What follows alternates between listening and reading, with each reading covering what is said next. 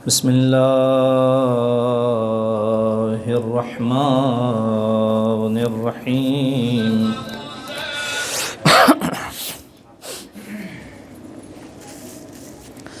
الحمد لله رب العالمين الرحمن الرحيم مالك يوم الدين. إياك نعبد وإياك نستعين. وصل اللهم على حبيبك ونجيبك وسيد خلقك وخاتم رسلك محمد وآله الطيبين الطاهرين،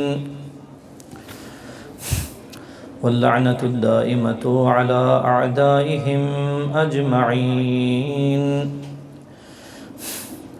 من يوم عداوتهم إلى لقاء يوم الدين. يا أيها العزيز مسنا وأهلنا الضر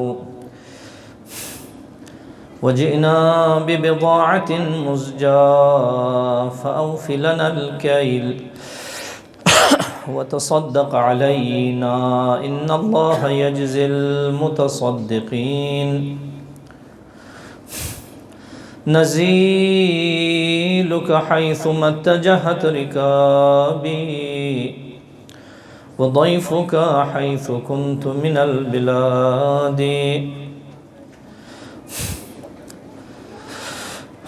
أما بعد، قال رسول الله صلى الله عليه وآله وسلم لسراقة بن مالك بن جشعم: ألا أدلك على أفضل الصدقة؟ قال: بلى بأبي أنت وأمي يا رسول الله. فقال رسول الله صلى الله عليه وآله: أفضل الصدقة على أختك أو ابنتك وهي مردودة عليك ليس لها كاسب غيرك. صلوات پڑھیں محمد و اہل بیت محمد.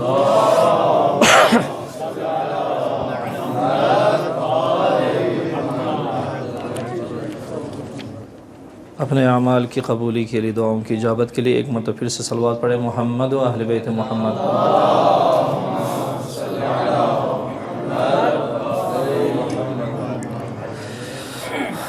دنیا سے خالی ہاتھ نہ جائیں، قبر میں مرتضیٰ کی زیارت و حشر میں مصطفیٰ کی شفاعت. ایک مرتبہ پھر سے بلند آواز میں صلوات پڑھیں محمد و اہل بیت محمد.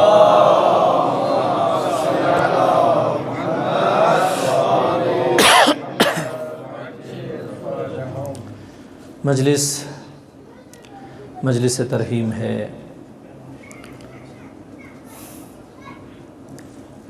ایک ناموس، ایک بہن، ایک اچھی بیٹی اور ایک اچھی ماں کی وفات کے سلسلے میں ہمارے محترم قاری صاحب اللہ رب العزت ان کو اور ان کے تمام خانوادے کو، ان کے تمام خاندان کو صبر جمیل اور جزیل عنایت فرمائے، اور مرحومہ جو اس جوانی کے عالم میں اپنے تمام رشتہ داروں کو داغ مفارقت دے گئی، جوار حضرت زینب سلام اللہ علیہا میں ان کو جگہ عنایت فرمائے اللہ رب العزت. بہرحال اس عظیم مصیبت کے وارد ہونے پر ہم ان کی خدمت میں تسلیت عرض کرتے ہیں اور ہمیشہ دعا کرتے ہیں پروردگار عالم اس مرحومہ کو اور ہم سب کے مرحومین جو دنیا سے چلے گئے ہیں ان سب کو جوار اہل البیت میں جگہ عنایت فرمائے.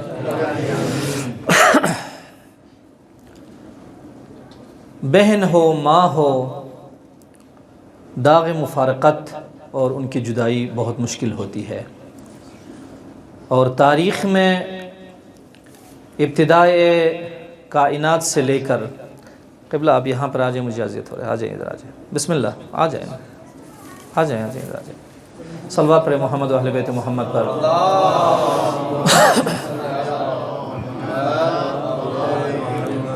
ابتداء کائنات سے لے کر آج تک جن واقعات کا ہم مشاہدہ کرتے ہیں، جن تاریخی حقائق اور وقائع کو مطالعہ کر کے دقت کے ساتھ پڑھتے ہیں، تو بہن اور بھائی کا جو رشتہ ہے وہ عجیب رشتہ ہے۔ پیغمبر اسلام کے زمانے سے، چاہے وہ جنگ احد ہو، چاہے جنگ بدر ہو، مخصوصاً جنگ احد، جہاں پر اسلام کے لیے بہت سخت مقام تھا، وہ جنگ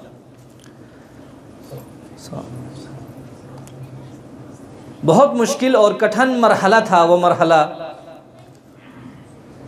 جہاں پر جناب حمزہ سلام اللہ علیہ کی جو لاش مبارک ہے اس کو چھپایا جا رہا تھا اپنی بہن کی نگاہ سے۔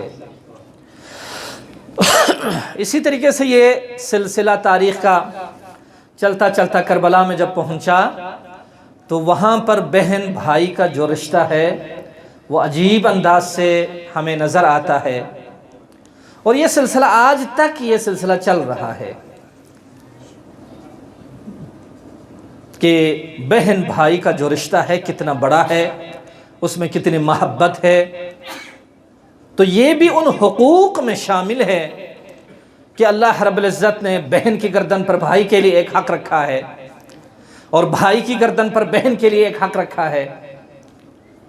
یہ ہم بالآخرہ رسالہ حقوق امام سجاد صلوات اللہ وسلامہ علیہ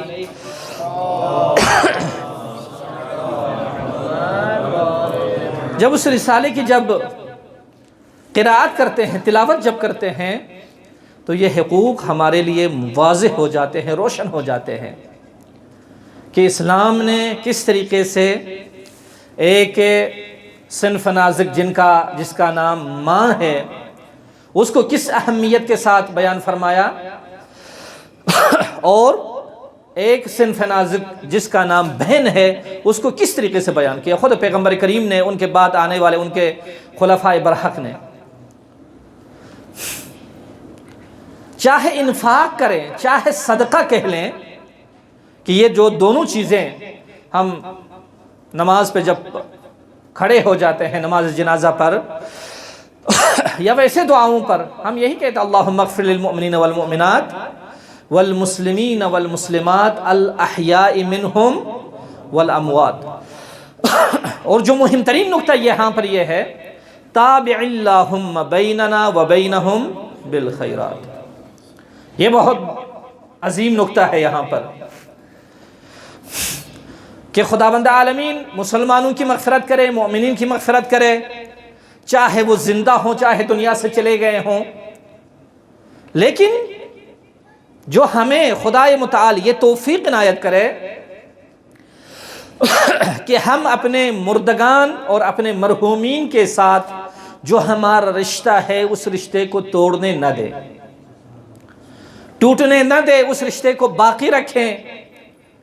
تابع اللہم بیننا وبینہم بالخیرات۔ کیوں؟ وہ ایک خاص وجہ ہے کیونکہ ان کے اعمال کا جو نامہ ہے، وہ جو خط ہے، وہ اب بند ہو چکا ہے۔ مگر اگر کسی نے صدقہ جاریہ چھوڑ دیا ہو، اب ان چیزوں میں جانے کی ضرورت نہیں ہے، لیکن ایک معمولی انداز سے، ایک خاص طریقے سے دیکھا جائے، جب انسان اس کی روح اس کے بدن سے جب جدا ہو جاتی ہے تو اس کا جو اس دنیا سے جو رشتہ ہے ظاہری طور پر وہ رشتہ ختم ہو جاتا ہے، لیکن جو معنوی رشتہ ہے وہ سلسلہ چلتا رہتا ہے۔ احادیث میں موجود ہے کہ آپ کے مردگان، آپ کے مرحومین شبہائے جمعہ کو آپ کے گھروں تک آ جاتے ہیں، اور طلوع فجر تک، حتیٰ کہ بعض روایات میں طلوع آفتاب تک آپ کے گھروں کو دیکھتے رہتے ہیں کہ کوئی نہ کوئی صدقہ دے دیں، کوئی انفاق کریں، کوئی خدا کی راہ میں جو ہے نا ان کے لیے کوئی خرچ کریں۔ یہ حقوق میں سے ہیں۔ تو لہٰذا میں نے رسالہ حقوق سے آپ کی خدمت میں کچھ یہ جو والدہ کے بارے میں ہیں، اور باپ کے بارے میں ہیں، بہن بھائی کے بارے میں ہیں، اگرچہ لفظ اخی ہے، لیکن علماء کرام فرماتے ہیں قانون طبیعت کے مطابق اور قانون شمول ایمان و اسلام کے مطابق بہن بھی اس سے دائرے میں آ جاتی ہے، بہن کا بھی شمول یہاں پر ہے اس حدیث مقدسہ میں۔ تو صلوات پڑھے محمد و اہل بیت محمد پر۔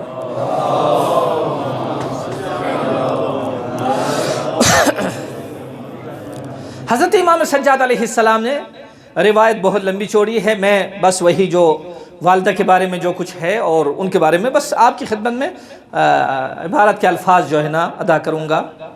فرمایا جو تمام حقوق مجملاً حضرت نے بیان فرمایا، اس کے بعد والدہ کے حقوق کا فرمایا فحق امک، یعنی تمہاری ماں کا تمہاری گردن پر جو حق ہے وہ کیا ہے؟ فَأَن تَعْلَمَ أَنَّهَا حَمَلَتْكَ حَيْثُ لَا يَحْمِلُ أَحَدٌ أَحَدًا، يَحْتَمِلُ أَحَدٌ أَحَدًا بھی ہے کچھ یعنی نسخوں میں، کچھ نسخوں میں يَحْمِلُ أَحَدٌ أَحَدًا بھی ہے۔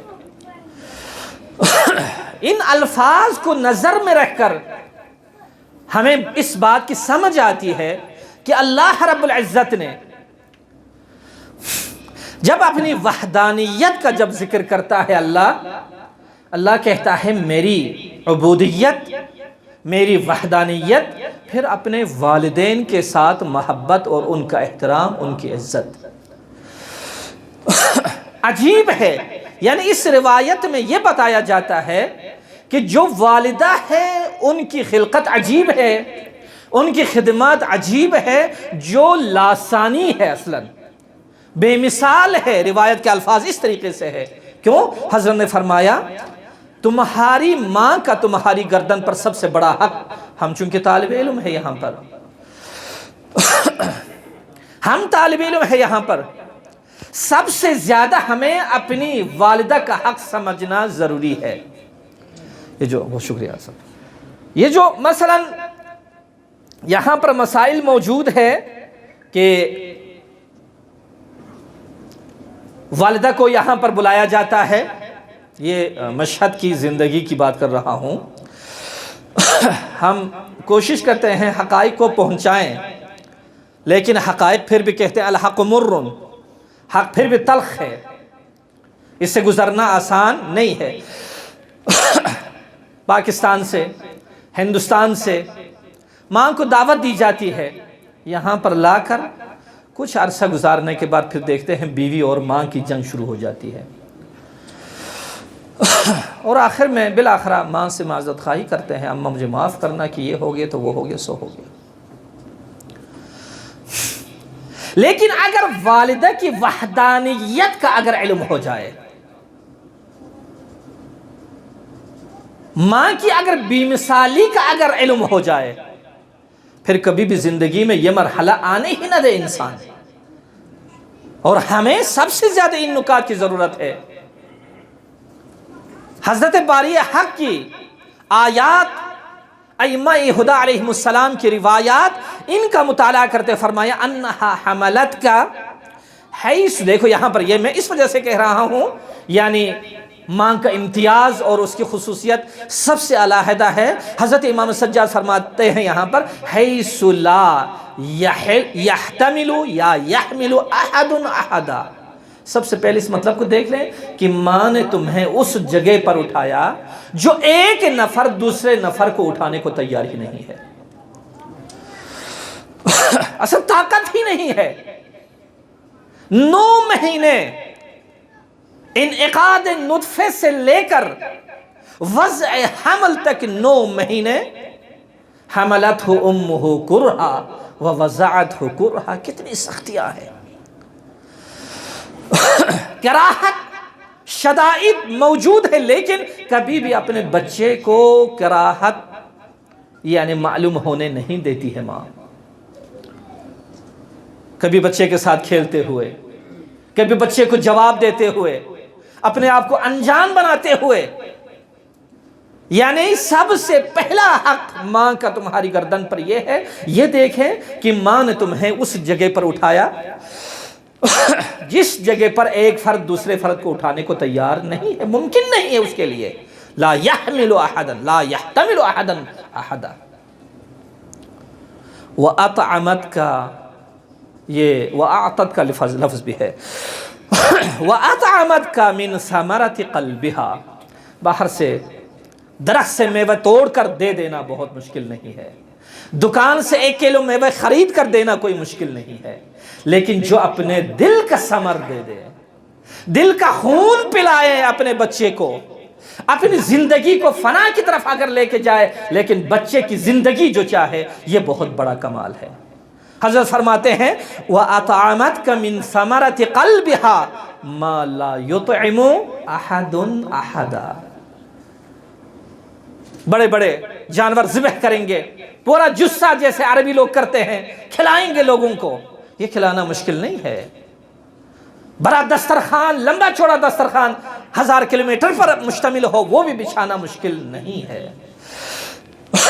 لیکن اپنے دل کا ثمر، دل کا دسترخوان بچھانا، جیسے ایک امام معصوم فرماتے ہیں مشکل ہے. لا یطعم احد احدا، یعنی یہ اطعام کسی کے بس میں نہیں ہے، صرف ایک ماں ہے جو اپنے بچے کو یہ اطعام کرتی ہے، بچے کو اس طریقے سے کھلاتی ہے. وَأَنَّهَا، اور کیا ہے اس مطلب کو بھی جاننا ضروری ہے. وَأَنَّهَا وقت کا، جس نے تمہیں بچایا، جس نے تمہاری حفاظت کی. کس طریقے سے؟ بِسَمْعِهَا وَبَصَرِهَا وَيَدِهَا وَرِجْلِهَا وَشَعْرِهَا وَبَشَرِهَا وَجَمِيعِ جَوَارِحِهَا. یعنی اس ماں نے تمہارا بچاؤ کیا ہر لحاظ سے، اپنے وجود کو چھوڑ کر. بچے کو اگر جسم میں، آنکھوں میں تکلیف ہے، کانوں میں تکلیف ہے، ہر چیز قربان کر دی، ہر چیز قربان کر دی اس بچے پر. یہ ماں صرف انسان تک محدود نہیں ہے بلکہ جانوروں میں بھی ہے، پرندوں میں بھی ہے. آپ دیکھیے ایک بہت بڑا جانور کتے کی شکل میں، بلی کی شکل میں، بلے کی شکل میں جب چوزوں پر حملہ ور ہو جاتا ہے یہ حیوان، تو دیکھیں ایک مجبور ماں جس کے پاس نہ مارنے کا پنجہ ہوتا ہے، اس کو طریقہ نہیں آتا ہے، اور نہ ہی اس کی چونچ میں خم ہے، پیچ ہے، لیکن پھر بھی وہ اپنے پروں کو پھیلا کر اس حیوان پر حملہ آور ہو جاتی ہے. وہ مرغی اور ہجوم لے کے جاتی ہے تاکہ اس کا بچہ بچ جائے. پرندوں میں بھی یہی صورتحال ہے، بھیڑ بکریوں میں بھی یہی صورتحال ہے. یہ کیا ہے؟ یعنی تمام وجود کے ساتھ بچے کو بچانا چاہتے ہیں. اس کے بعد کیا احساس، ہم جس طریقے سے ابھی ہے ایک کسی کی خدمت کرے، یار تو نے مجھے تھکا دیا، یعنی ایک احسان جتلانا اور بتا دینا یہ کہ میں تھک گیا ہوں. لیکن ماں اتنی خدمت کرنے کے بعد پھر تھکاوٹ کا اظہار نہیں کرتی ہے، پھر کیا کہتی ہے؟ حضرت فرماتے ہیں مستبشرتاً بذالک فرحتاً موابلتاً محتملتاً لما فیہ مکروہہا وعلمہا وثقلہا وغمہا. جس میں ثقل ہے، سنگینی ہے، درد ہے، ناپسند چیزیں ہیں، ان سب کو وہ اپنے لیے خوشی سمجھتی ہے، اپنے لیے فرحت کا باعث سمجھتی ہے. یہ ماں کا حق ہے. کس طریقے سے ماں ہمارے لیے خدمت گزار ہے؟ حتی دفعتها عنک ید القدرہ. ید القدرہ یعنی قدرتیں، مختلف بلائیں، وبائیں. بخار ہو جائے تو پانی میں تولیے بھگو کر ساری رات جاگ کر کہ اس کا بخار نیچے ہو جائے، اس کا بخار اتر جائے، زحمتیں کر کے اپنی جولی میں، اپنی گود میں اس کو اٹھا کر ہسپتالوں کی طرف جانا، ڈاکٹروں کی منت و سماجت کرنا. یہ اپنے لیے افتخار سمجھتی ہے، یہ اپنے لیے باعث فرحت سمجھتی ہے. حتی دفعتها عنک ید القدرہ. یہ بلائیں ہیں، اس کو دور کر دیتی ہے ماں. وَأَخْرَجَتْكَ إِلَى الْأَرْضِ فَرَّضِيَتْ. اب یہاں پر ماں کی رضا دیکھیں کس طریقے سے ہے کہ آج قرآن اگر کہتا ہے وَلَا تَقُلْ لَهُمَا اُف، کیوں ہے؟ کس طریقے سے ہے؟ امام سجاد فرماتے ہیں فرضیت، یہ ماں راضی ہو جاتی ہے کس لحاظ سے؟ ان تشبع وتجوع ہی، یہ بچہ، اس بچے کو ان تشبع، اس بچے کو سیر کر دے، اس کی بھوک مٹائیں، اس کی پیاس مٹائیں، لیکن خود کیا ہے؟ وتجوع ہی، لیکن خود بھوکی رہ جائے، کوئی مسئلہ نہیں ہے۔ وتکسوک وتعرا، بچے کو گرمی سے بچائیں، بچے کو سردی سے بچائیں، اس کو لباس پہنائیں، لیکن خود کا لباس اگر پھٹا ہوا ہو، دسترخوان پہ بیٹھ جاتی ہے، بچہ جب نہیں کھاتا ہے تو یہ بہانہ بنا لیتی ہے بیٹے میں نے کھا لیا ہے، کہ بچہ سیر ہو جائے، وہ جی بھر کے کھائے۔ وَتُرْوِيكَ وَتَظْمَعْ، اور تمہیں پلاتی ہے لیکن خود پیاسی رہ جاتی ہے۔ وَتُظِلَّكَ وَتَضْحَى، اور تمہارے اوپر سایہ کرتی ہے، درخت کے سائے میں تجھے بٹھاتی ہے ماں، لیکن وَتَضْحَى، خود تو دھوپ میں جا کر بیٹھ جاتی ہے۔ وَتُنَعِّمَكَ بِبُؤْسِهَا، کتنی سختیاں جھیل لیتی ہے، لیکن وَتُنَعِّمَكَ، تمہیں نعمتوں میں غرق کر دیتی ہے ماں۔ ایک چھوٹا سا گوشت کا ٹکڑا مل جائے، ایک پھل فروٹ کا 2-4 دانے مل جائے، وہ اپنی جیبوں میں جو ہے نا بھر دے گی۔ یہ کیا کر رہی ہیں اماں؟ کہہ رہے میرے بچے کو میں لے کے جاؤں گی۔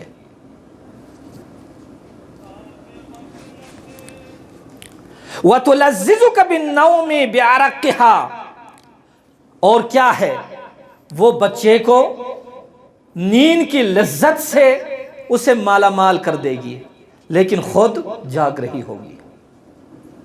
مکھی آ جائے اسے اڑا لے، مچھر آ جائے اسے اڑا لے، بچہ سو جائے، استراحت کرے، آرام کر لے، یہ ماں کا مقام ہے۔ اور اس کے بعد بہت بڑا جو ہے نا خوبصورت جملہ ہے، حضرت فرماتے ہیں وَكَانَ بَطْنُهَا لَكَ وِعَاءً، جو تو آج اتنا بڑا مقام تیرا ہے، اتنا سارا وجود تیرا بنا ہے، سمجھ لے ایک دن اس وجود کی جو ظرفیت ہے، چھوٹی ظرفیت ہے، بڑی ظرفیت ہے، لیکن ماں کا شکم تمہارے لیے وہ ظرف تھا۔ ظرف، اگر یہ ظرف نہ ہوتا تو تیرا وجود کہاں سے آتا؟ وَكَانَ بَطْنُهَا لَكَ وِعَاءً وَحَجْرُهَا لَكَ حِوَاءً، اور ماں کی جو گود ہے وہ تمہارے لیے ہر طریقے سے بچاؤ کا وسیلہ تھا۔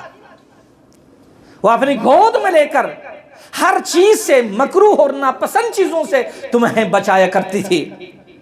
وَصَدْيُهَا لَكَ سِقَاءً،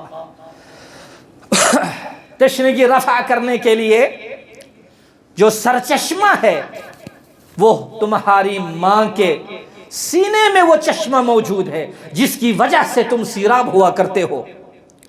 وَنَفْسُهَا لَكَ وِقَاءً، اور ہمیشہ وہ قربان ہوا کرتی ہے، ہمیشہ کبھی ہرمل جلا کر، کبھی سورت پڑھ کر، کبھی سورہ معوذتین پڑھ کر، کبھی آیت الکرسی پڑھ کر، ہمیشہ تمہارا بچاؤ وہ کیا کرتی تھی۔ اور فرمایا تُبَاشِرُ حَرَّ الدُّنْيَا وَبَرْدَهَا لَكَ وَدُونَكَ، تیرے سامنے بیٹھ کر وہ دنیا کی گرمی اور دنیا کی سردی کو مستقیماً وہ جو ہے نا اپنے لیے انتخاب کر لیتی، لیکن تمہیں نہ سردی لگنے دے نہ گرمی لگنے دے۔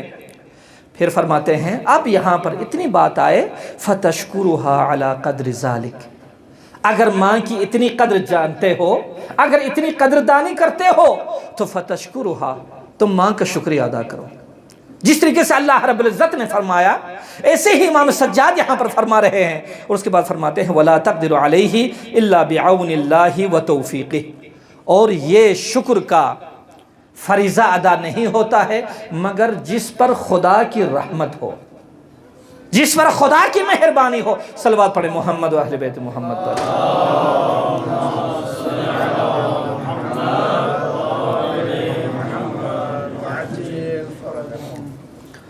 میں چونکہ وقت کی نزاکت کو دیکھتے ہوئے آگے زیادہ عرض نہیں کروں گا، اور وَأَمَّا حَقُّ أَخِيكَ، تمہاری بہن، تمہارے بھائی، ان کا حق تمہاری گردن پر کیا ہے، کس طریقے سے ہے یہ لوگ۔ اگر ہم یہ سوچیں ایک لحظے کے لیے اس روایت کی سچائی اور اس روایت کا جو مورد ہے اگر دیکھنا چاہیں تو کربلا میں دیکھیں ہم امام حسین علیہ السلام اور امام سجاد علیہ السلام کہ انہوں نے کس طریقے سے محبت کا اظہار کیا، کس طریقے سے ایک دوسرے کی پناہ میں گئے۔ امام کی شہادت تک زینب کبریٰ سلام اللہ علیہا ہمیشہ اپنے بھائی کی پناہ میں جایا کرتی تھی، لیکن شہادت کے بعد حسین مرارن اور تکرارن زینب کی پناہ میں جایا کرتے ہیں۔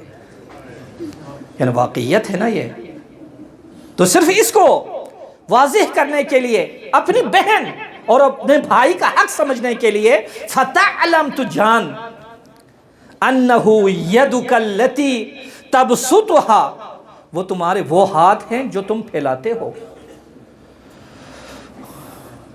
تمہاری بہن ہو، آج چونکہ قاری صاحب نے اپنی بہن کا یہاں پر ایصال ثواب کے لیے مجلس رکھی ہے، اور ایک بہن کی معرفت اور ایک بھائی کی معرفت کس طریقے سے ایسے ہی ہونا چاہیے۔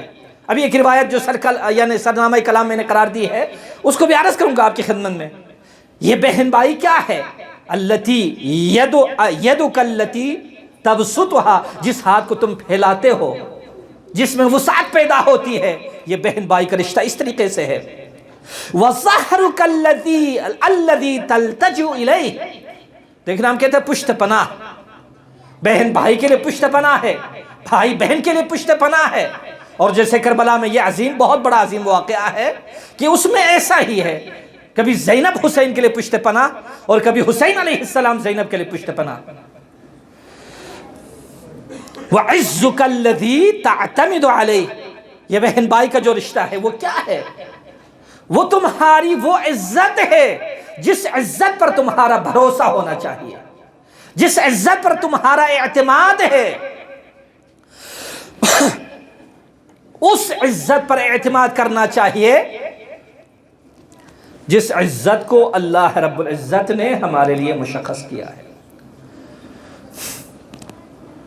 وَلِلَّهِ الْعِزَّةُ وَلِرَسُولِهِ وَلِلْمُؤْمِنِينَ، جب ایمان ہے وہاں پر عزت بھی ہے، جب رحمانیت ہے وہاں پر عزت ہے، جب اطاعت رسول ہے وہاں پر عزت ہے، جب اطاعت امام ہے وہاں پر عزت ہے۔ تو یقیناً جو مؤمن ہوگا، چاہے وہ فرد خاتون ہے، چاہے وہ مرد ہے، جس طریقے سے بھی ہے، وہاں پر عزت ہے۔ تو امام سجاد نے فرمایا تمہاری عزت کیا ہے؟ تمہاری عزت تمہاری تکیہ گاہ، تمہاری پشت پناہ۔ بہن بھائی وہ ہیں کہ ایک دوسرے کے پشت پناہ بنے، ایک دوسرے پر اعتماد کرے، ایک دوسرے پر بھروسہ کرے۔ وَقُوَّتُكَ الَّتِي تَصُولُ بِهَا، اور وہ عظیم قوت ہے، وہ عظیم قدرت ہے جس کے ذریعے سے آپ اپنے دشمنوں پر حملہ ور ہو جاتے ہیں۔ تصول، اپنی سہولت، اپنا حملہ دکھاتے ہیں، اپنے ہجوم دکھاتے ہیں بہن بھائی کے ذریعے سے۔ اور واقعاً آپ صرف اسی کہانی کو، یہ جو داستان ہے، اس کو سمجھنے کے لیے کہ بہن بھائی کا جو داستان ہے، اس کو سمجھنے کے لیے اسی حدیث کو کربلا کے اس واقعے کے ساتھ دیکھ لے تو سب کچھ معلوم ہو جائے گا۔ کبھی وہ حملہ فرما رہے ہیں، کبھی وہ حملہ فرما رہے ہیں دشمن مشترک پر، لیکن کس طریقے سے، کس انداز سے۔ اب یہاں پر ایک چیز ہے، جب ایسا ہے تو فَلَا تَتَّخِذُهُ صَلَاحًا عَلَى مَعْصِيَةِ اللَّهِ، اگر آپ کا بھائی قدرت مند ہے، اگر آپ کی بہن کی عزت ہے، اس کا مقام ہے، تو کبھی بھی اس کو معصیت خداوندی میں اپنے لیے صلاح نہ بنانا۔ جو آج کل کی دنیا میں ہم نے طالب علموں کی زندگی میں اس مطلب کو دیکھا ہے کہ جی میرا بھائی جو ہے نا انسپکٹر ہے، وہ فلانی ہے، وہ فلانی ہے، اس سے استفادہ کرنا۔ حتماً ضروری نہیں ہے ڈنڈے سے حملہ کرے، بلکہ سکول ہے، نوکری ہے، ہاں دفاتر میں کام ہے، کوئی بھی اپنے اس بھائی کے اس قدرت سے سوء استفادہ کرے، امام سجاد فرماتے ہیں کبھی بھی یہ سوء استفادہ نہیں کرنا۔ وَلَا عُدَّةَ لِلظُّلْمِ، اور اس کو ذخیرہ نہ بنائیں، توشہ نہ بنائیں کہ کسی پر ظلم ہو جائے بحق اللہ۔ اور اس کے بعد فرمایا وَلَا تَدَعْ نُصْرَتَهُ عَلَى نَفْسِهِ وَمَعُونَتَهُ عَلَى عَدُوِّهِ وَالْحَوْلَ بَيْنَهُ وَبَيْنَ شَيَاطِينِهِ وَتَعْدِيَةَ النَّصِيحَةِ، نصیحت چاہے تو ضرور نصیحت کرے، جب اس کا کسی کے ساتھ لڑائی اگر ہو جاتی ہے تو بے شک اس کی مدد کرے، لیکن پھر بھی کہہ دیا خدا کی راہ میں، خدا راضی ہونا ضروری ہے یہاں پر۔ اب جب بہن کا اتنا بڑا مقام ہے تو اللہ رب العزت کے جو نمائندے ہیں انہوں نے کیا فرمایا؟ صدقہ دے دے، خیرات دے دے، انفاق کریں۔ دنیا میں کیا ہے بھی، اپنے گھر کے لوگ بھوکے ہوں گے لیکن باہر دسترخوان بچھا رہے ہیں، سخاوت دکھا رہے ہیں، نیٹ پہ سخاوت دکھا رہے ہیں، لیکن حقیقت پہ بھوک ہی بھوک ہے۔ رسول کریم نے کیا فرمایا؟ ابدأ بمن تعول، جن کو تم کھلاتے ہو پلاتے ہو، کہاں سے تمہارا کھلانا پلانا شروع ہو جائے، نصیحت کہاں سے شروع ہو جائے؟ قرآن تو صاف کہتی وَأَنذِرْ عَشِيرَتَكَ الْأَقْرَبِينَ، اچھا کھلایا بھی پلایا بھی، پھر نصیحت بھی کی ضرورت کے مطابق۔ فرماتے ہیں ابدأ بمن تعول امک و اباک، سب سے پہلے تمہارا جو خرچہ ہے، تمہارا جو انفاق ہے، تمہارے جو عطایا ہیں، ان کو شروع کرے اپنی ماں سے۔ ہم کھاتے رہیں، دسترخوان گرم کرتے رہیں، لیکن کہیں ایسا نہ ہو جائے کہ ماں بھوکی ہو، باپ بھوکا ہو، کبھی بھی ایسا نہ ہو۔ اس کے بعد وَأُخْتَكَ وَأَخَاكَ، دیکھو جب باپ اور ماں کا جب ذکر ہوتا ہے، اللہ رب العزت کے اس ولی نے ماں کا ذکر پہلے فرمایا، امک و اباک۔ بھائی اور بہن کا جب ذکر ہو جائے وہاں پر بھی پہلے بہن کا ذکر کیا، بھائی کا بعد میں ذکر کیا۔ وہ کیوں ہے، کس وجہ سے ہے، بہن کا اتنا بڑا مقام کیوں ہے؟ یہ تاریخ میں بھی موجود ہے۔ جب رسول کریم صلی اللہ علیہ وآلہ وسلم کی خدمت میں کوئی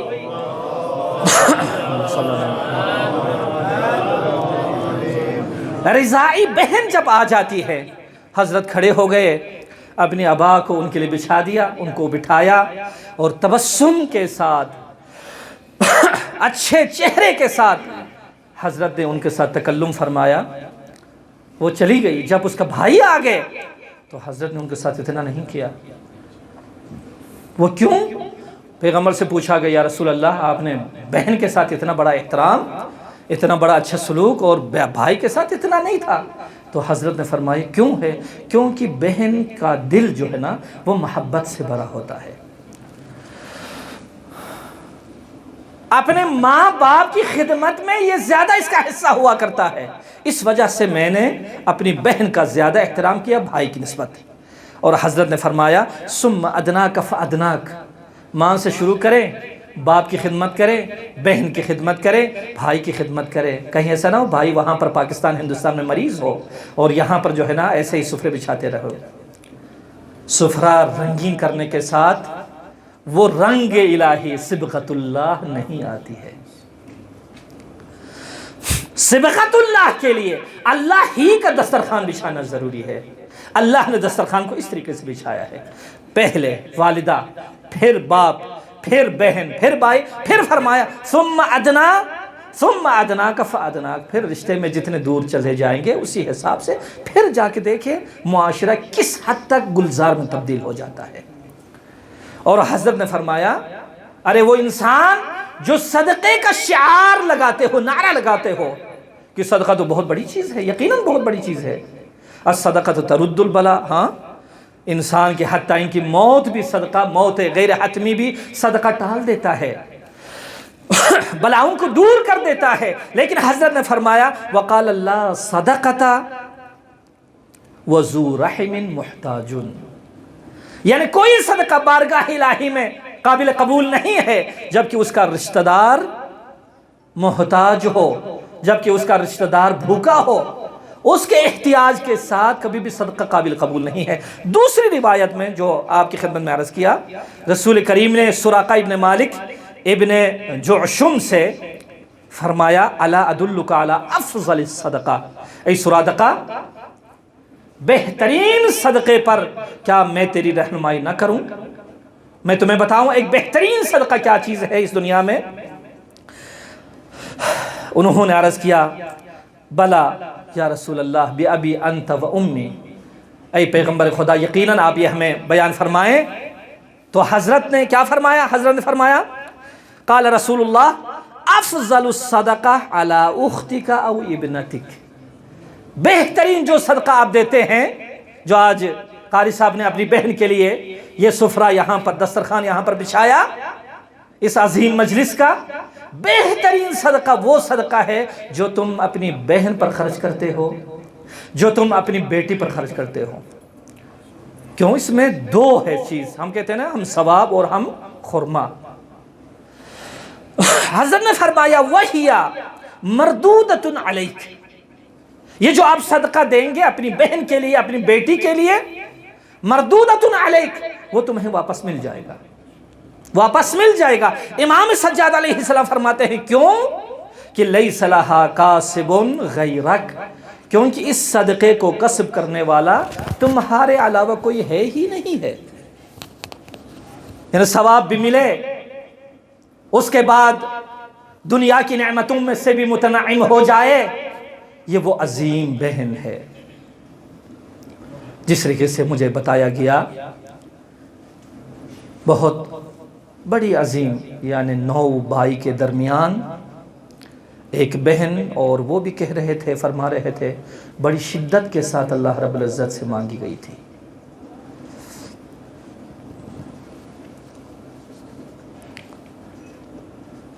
لیکن جب اللہ رب العزت کو اللہ کی یہ مشیت میں آیا کہ اس کو بلا لیا جائے تو بلا لیا۔ قاری صاحب سے ہم مخاطب ہیں کہ جناب آپ سب کے درمیان 9 بھائی کے درمیان ایک بہن، لیکن ذرا کربلا میں دیکھیں 18 بھائیوں کے درمیان ایک بہن۔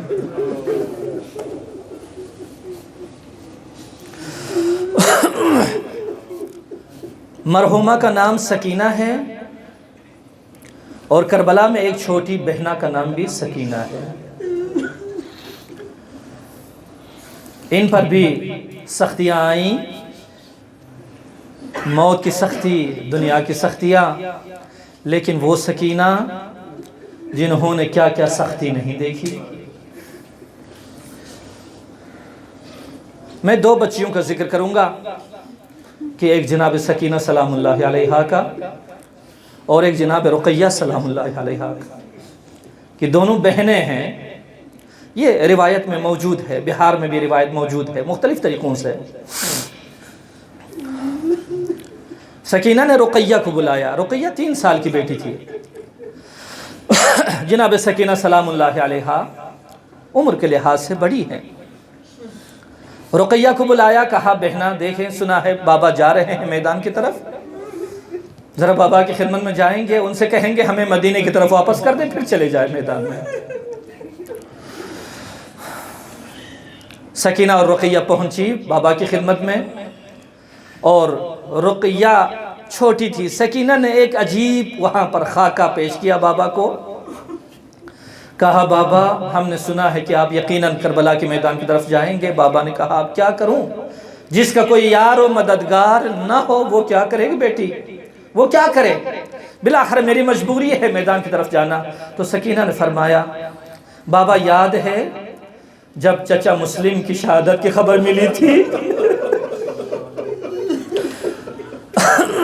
بابا یاد ہے جب چچا مسلم کی شہادت کی خبر ملی تھی تو آپ نے ان کی بیٹی کو اپنی گود میں اٹھایا تھا، ان کے سر پر ہاتھ پھیرا تھا۔